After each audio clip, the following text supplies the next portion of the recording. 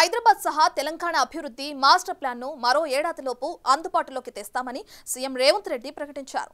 CM చాలా interest చూపుతున్న skill యూనివర్సిటీకి శంకుస్థాపన చేసి భవిష్యత్ లక్ష్యాలను రాష్ట్ర ప్రజలతో పంచుకున్నారు.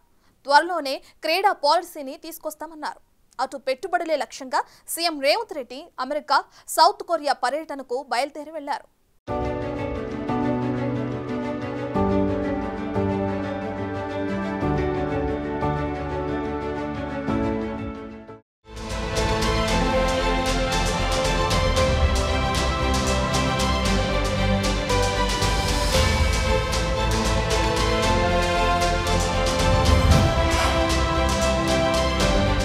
తెలంగాణ యువతలో నైపుణ్యాలను పెంచి ఉపాధి అవకాశాలు కల్పించడమే లక్ష్యంగా ప్రజాప్రభుత్వం తీసుకొచ్చిన young India skills university Telangana public private partnership bill 2024 Telangana skills university బిల్లుకు ఆగస్టు 1న అసెంబ్లీ ఆమోదం తెలిపింది.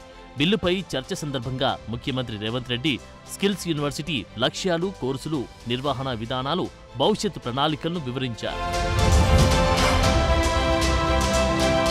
తెలంగాణ ప్రజాప్రభుత్వం అత్యంత ప్రతిష్టాత్మకంగా చేపట్టిన యంగ్ ఇండియా స్కిల్ యూనివర్సిటీకి పునాది పడింది.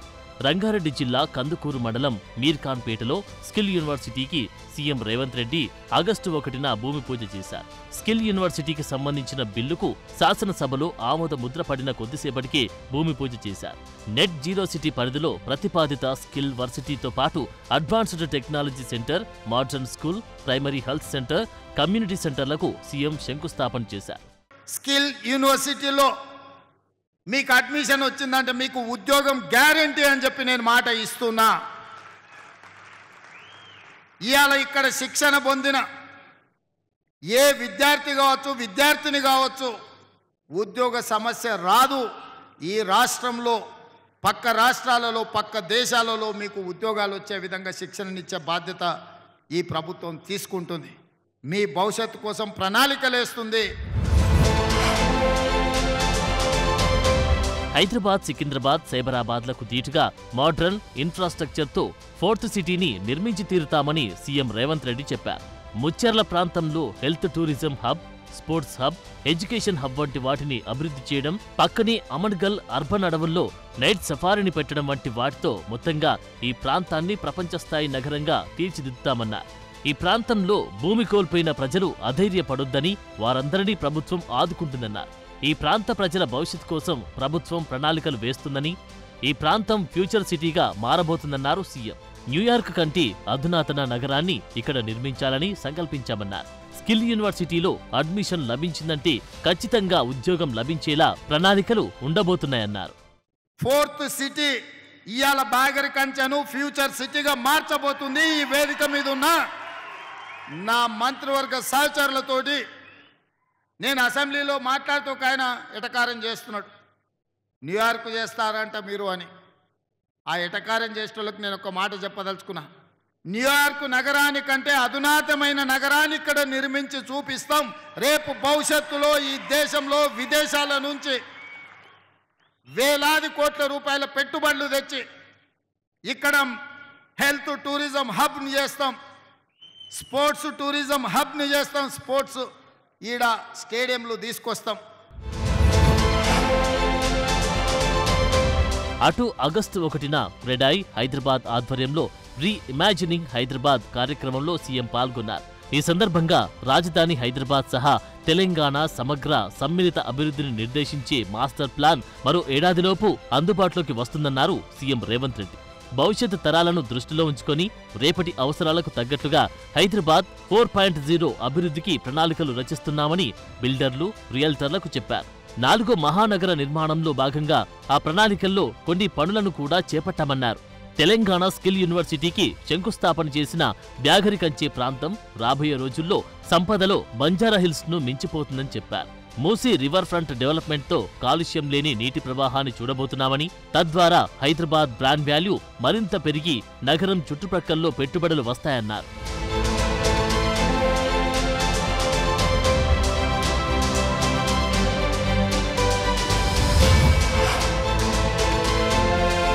అటు ఎస్సీ రిజర్వేషన్ల వర్గీకరణపై సుప్రీంకోర్టు రాజ్యాంగ ధర్మాసనం ఇచ్చిన తీర్పును సీఎం రేవంత్ స్వాగతించారు. దేశంలో అన్ని రాష్ట్రాల కంటే ముందే తెలంగాణలో వెంటనే అమలు చేస్తామని ప్రకటించారు. అవసరమైతే ప్రస్తుత ఉద్యోగ నోటిఫికేషన్ల కోసం ఆర్డినెన్స్ అయినా తీసుకొస్తామన్నారు.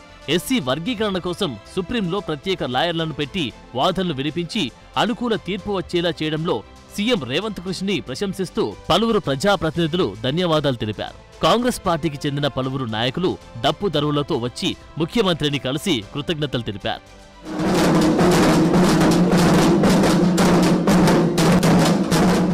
దేశంలోనే అందరికంటే ముందు బాగానే నిలబడి తెలంగాణ రాష్ట్ర ప్రభుత్వం ఏబిసిడి వర్గీకరణ అమలు చేసే బాధ్యత మా మిత్రులు, మా మంత్రివర్గ సహచరులు మేమందరం తీసుకుంటాం. అవసరమైతే ఇప్పుడు ఇచ్చిన ఉద్యోగ నోటిఫికేషన్లలో కూడా వర్గీకరణను అమలు చేయడానికి అవసరమైతే ఆర్డినెన్స్ తీసుకొచ్చి మాదిగ సోదరులకు న్యాయం చేసే బాధ్యత మేము తీసుకుంటాము. గ్రేటర్ హైదరాబాద్ ఏరియా పరిధిని ఇప్పుడున్న 600 చదరపు కిలోమీటర్ల నుంచి ఔటర్ రింగ్ రోడ్డు లోపలి ప్రాంతాలకు కూడా కలిపి మొత్తం 2053 చదరపు కిలోమీటర్లకు విస్తరించడం ద్వారా పరిపాలన సౌలభ్యం పెరిగి ప్రజలకు మెరుగైన సేవలు అందుతాయని రేవంత్ రెడ్డి తెలిపారు. అందులో భాగంగానే Hyderabad disaster response and assets monitoring protection agency Hydraa పేరుతో కొత్త వ్యవస్థ ఏర్పాటు చేశామన్నారు. హైదరాబాద్లో రాత్రి 1 గంట వరకు రెస్టారెంట్లు తెరిచే ఉండేలా ఆదేశాలు ఇస్తున్నామన్నారు.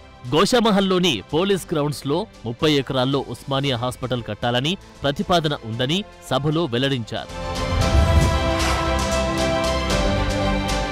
అసెంబ్లీలో జాబ్ క్యాలెండర్ రిలీజ్ చేసిన సందర్భంగా ఆగస్టు 2న సీఎం రేవంత్ రెడ్డి ఎక్స్లో ట్వీట్ చేశారు. కాంగ్రెస్ మాట ఇస్తే శిలాశాసనం అని మరోసారి గుర్తుకు చేశారు. రాహుల్ గాంధీ హామీ అంటే విశ్వసనీయతకు నిదర్శనమన్నారు. అమరుల ఆశయాలు, నిరుద్యోగుల ఆవేదనల సాక్షిగా ఆనాడు మాట ఇచ్చామని, తెలంగాణ చరిత్రలో నిరుద్యోగ యువత తలరాతను మార్చే ప్రజాపాలనలో జాబ్ క్యాలెండర్ ప్రకటన ఓ మహోన్నత ఘట్టమన్నారు. నిరుద్యోగ యువతలో నమ్మకాన్ని నిలబెట్టుకుంటూ నియామకాలకు మార్గనిర్దేశం ఈ జాబ్ క్యాలెండర్ అని ఎక్స్లో పోస్టు పెట్టారు సీఎం. రాష్ట్రంలో అన్ని రకాల క్రీడలను ప్రోత్సహిస్తూ క్రీడాకారులకు సహకారం, ఉద్యోగ భద్రత కల్పించేలా దేశంలోని అత్యుత్తమ స్పోర్ట్స్ పాలసీని తీసుకురాబోతున్నట్లు సీఎం రేవంత్ రెడ్డి వెల్లడించారు. గతంలో ఎన్నడూ లేని విధంగా ఈసారి బడ్జెట్లో క్రీడల ప్రోత్సాహానికి 321 కోట్లు కేటాయించినట్లు గుర్తుకు చేశారు. చదువులోనే కాదు, క్రీడల్లో రాణిస్తే కూడా ఉన్నత ఉద్యోగం వస్తుందని, కుటుంబ గౌరవం పెరుగుతుందనే నమ్మకం యువతలో కల్పిస్తామన్నారు.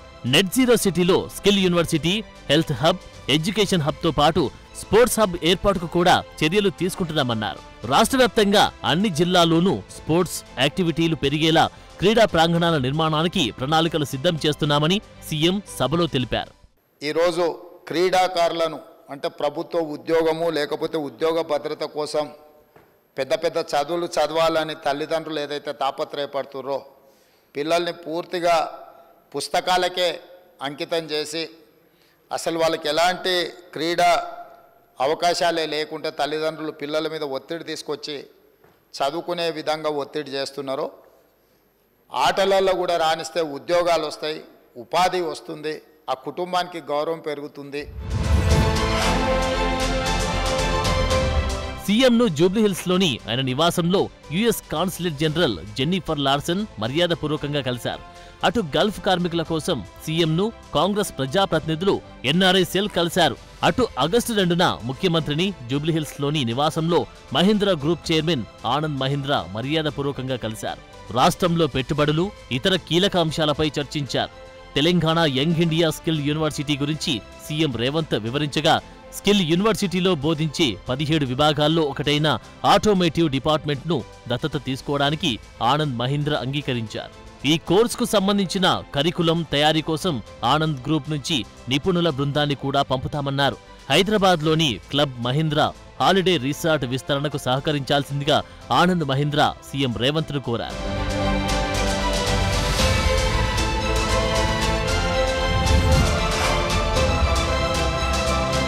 దశాబ్దాల నిరీక్షణ తర్వాత పదోన్నతులు పొందిన, బదిలీ అయిన 35,000 మంది ఉపాధ్యాయులతో ఆత్మీయ సమ్మేళనంలో పాల్గొన్నారు సీఎం రేవంత్ రెడ్డి.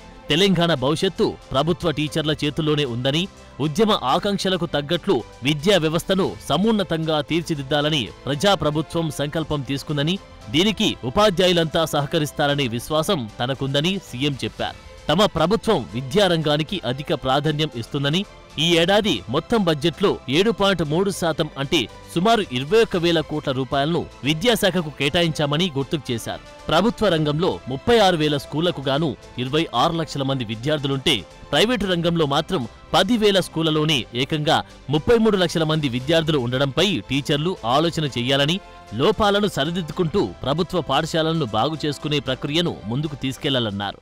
ఇవాళ దాదాపుగా 24,000 మంది టీచర్లకు, అదేవిధంగా గురుకులాలతో మొదలు పెడితే 30,000 మంది టీచర్లకు పైగా ఈరోజు ప్రమోషన్లు ఇచ్చినాం. 35,000 మందికి పైగా బదిలీలు చేసినాం. అందుకే ధైర్యంగా ఈరోజు వేలాది మంది టీచర్ల మధ్యలో ఈ రాష్ట్ర ముఖ్యమంత్రిగా ఎల్పీ స్టేడియంలో మీ కుటుంబ సభ్యుడిగా మీ దగ్గరకు వచ్చి నిలబడి ప్రతి నెల 1వ తారీఖు నాడు మీకు మీ జీతం మీ ఖాతాలో పడే బాధ్యత నాది, ఈ ప్రభుత్వం మీకు అండగా ఉంటుందని చెప్పడానికే ఇక్కడికి రావడం జరిగింది. ఆగస్టు 2న సీఎం రేవంత్ నివాసానికి వెళ్లి కలిశారు గద్వాల ఎమ్మెల్యే బండ్ల కృష్ణమోహన్ రెడ్డి. అక్కడి నుంచి సీఎం రేవంత్ వాహనంలోనే అసెంబ్లీకి బయలుదేరి వెళ్లారు. బండ్ల మళ్లీ బీఆర్ఎస్లోకి చేరారని ప్రచారం జరిగిన నేపథ్యంలో సీఎంతో భేటీతో పార్టీ మార్పు ప్రచారానికి తెరపడింది. తెలంగాణకు భారీ పెట్టుబడులే లక్ష్యంగా సీఎం రేవంత్ అమెరికా, సౌత్ కొరియాలో పర్యటించేందుకు ఆగస్టు 3న ఉదయం న్యూయార్క్ బయలుదేరి వెళ్లారు. సీఎంతో పాటు ఐటీ శాఖ మంత్రి శ్రీధర్ బాబు, సీఎస్ శాంతికుమారి సహా పలువురు అధికారులు వెళ్లారు. ఆగస్టు 4 నుంచి 13వ తేదీ వరకు వివిధ కంపెనీల సీఈఓలు, వ్యాపారవేత్తలతో మీటింగ్స్ అన్నీ షెడ్యూల్ అయ్యాయి. తెలంగాణకు భారీ ఇన్వెస్ట్మెంట్ ప్రకటనలు ఈ పర్యటనలో ఉంటాయంటున్నారు.